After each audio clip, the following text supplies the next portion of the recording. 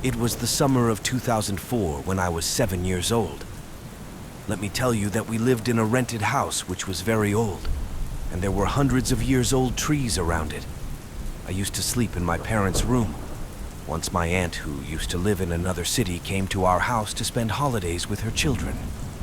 Since our house was not very big, my cousins and aunt lived in my elder siblings' room. On the first night, when I went to sleep, I heard the sound of laughter coming from their room. They laughed and chatted all night. I also wanted to go and sit with them and enjoy listening to them. But as it was late night, and my parents were also asleep, and I was afraid to go to my siblings' room alone.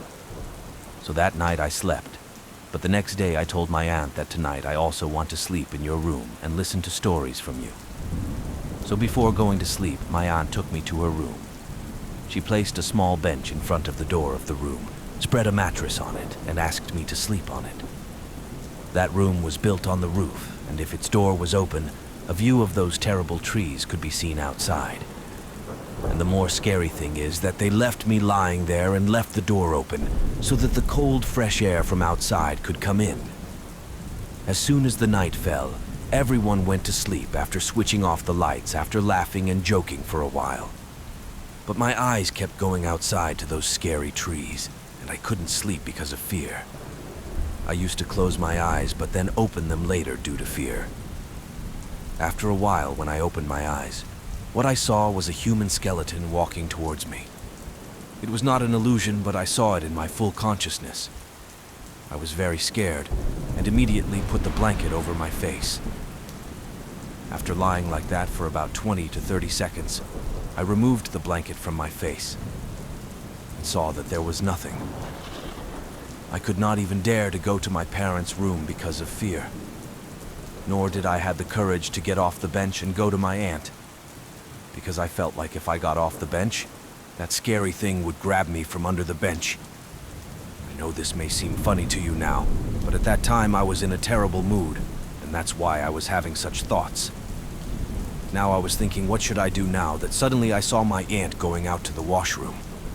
I immediately came to life, and I asked my aunt to drop me in my parents' room. She picked me up in her arms and left me to my parents' room. Since then, I have never slept in my siblings' room.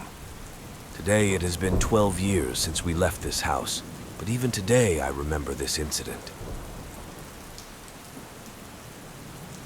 I'm a grown woman now, but when I was 11, I lived with my dad, who had just gotten a gig as a temporary principal for a junior high school in a semi-rural area. He had to start the job fairly quickly, so a kind teacher at the school let us rent his basement apartment. It was pretty sweet. The house was right next door to the school. Our landlord was a well-liked teacher with a wife and a daughter my own age. One evening, my dad had to pop out to his office to fix some things. This was in 1999, so we weren't all connected online, but I was lucky to have my own mobile phone, without internet, obviously. I didn't expect to use it, as my dad is hearing impaired and usually didn't notice his phone ringing. Anyways, I expected him back in a few hours. No stress. I'm a big girl. There's a knock at the door. I can see it's the landlord, and he's also my school teacher. So I open the door and let him in. He just has a few questions, and he sits down in the couch. We talk a little, but I start feeling something's off. He seems a little drunk. His questions get invasive, and suddenly he gets up to give me a hug. I don't want a hug. I got scared and managed to break away. He was trying to keep his grip on me. I actually start moving towards the door, but he blocks me. I am now severely freaked out, and I keep moving around the apartment while small talking about school and trying not to let my fear show. He is telling me not to be scared, and that he's my teacher, and just wants to get to know me better. This goes on for about half an hour.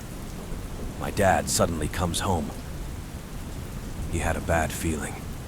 He immediately notices our landlord is drunk and tells him to get out. I told my dad everything, and we kept the door locked from then on. My dad had some acute health issues shortly after, and I had to stay with relatives. After he got well, we moved to a new place. However, we learned that a few weeks later, our landlord got arrested. He had been found at a gas station chugging denatured alcohol, and it turned out that he had been abusing and raping his wife and 11-year-old daughter for years.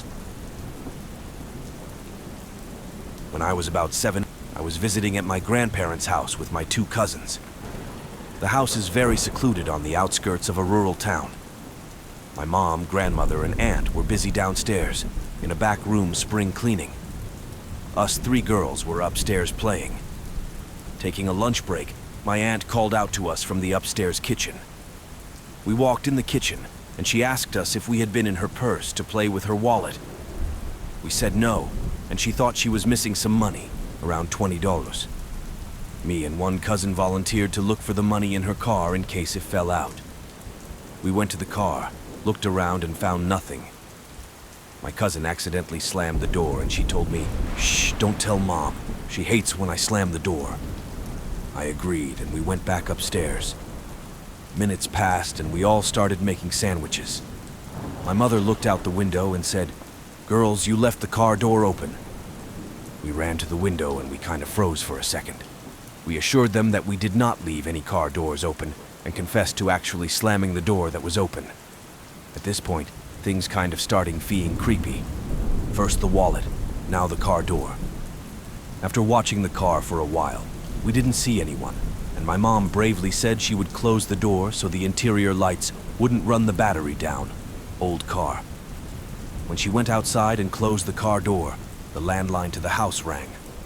My grandmother answered, and her face turned completely white. She started yelling for Mother to get in the house and lock the door now. We all got upstairs, and we hunkered down in the corner of room while my grandmother called 911. My mother reported feeling someone watching her when she was closing the car door. She also thought she saw a shadow inside our Astro van, tinted windows. Someone unknown to my grandmother on the phone said, "I know you're in there," and hung up. At this point, we're all scared and crying, waiting 30-45 minutes for the cops to show up. Finally, we see a police officer in the driveway, and we all run outside. He starts taking a report of what happens with the money, car door, and phone call. As he's writing everything down, I yell to my mom, "There's smoke coming from the top of the house, backside." My grandmother freaks, thinking she left a pot of beans on the stove and maybe the kitchen caught fire. The police officer looks up and sees the smoke, calls in the fire department, and runs inside the house, instructing everyone to stay outside. Moments later, he comes back outside and is completely bewildered. Nothing is on fire, and the smoke outside is gone. Fire department and backup police arrive. They search the house and nearby land. Nothing. To this day, we have no clue what happened, who the person was, where the money went, how they knew my grandmother's phone number, and what caused the smoke. The only speculation we made was the phone call was probably made from inside our van, as we had a mobile bag phone. I was terrified as a kid, and still shudder when thinking back on this.